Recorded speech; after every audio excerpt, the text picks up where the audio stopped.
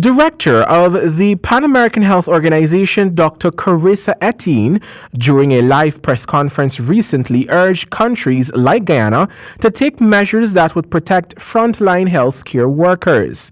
Dr. Etienne expounded that countries must ensure that they have access to the personal protective gear and supplies they need to care for patients affected by the COVID-19 pandemic. She also noted that, like most pandemics, the situation usually gets worse before there's a silver lining. The Paho director added that COVID-19 would overwhelm any health system, but its impact on those without sufficient health workers will be devastating. In just 7 days, we witnessed cases and deaths more than doubling.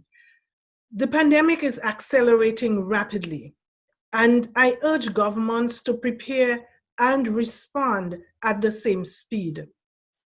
The number of new COVID-19 cases and fatalities is rising, and we expect it to continue to rise in the region. Dr. Etienne further urged governments in the region to work together to ensure that supply chains are able to deliver the required protective equipment to all hospitals and healthcare centers who need it most during this crucial time. All of us need to be prepared for more difficult weeks ahead.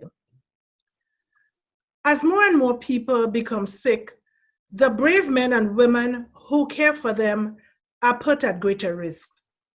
Of those affected by COVID-19, many are health workers.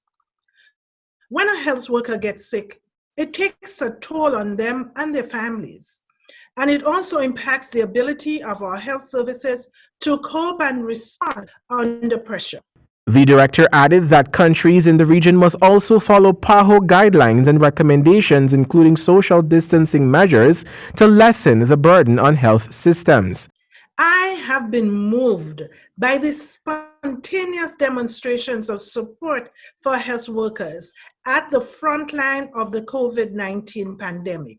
I think the world to cheer them from their balconies and their windows.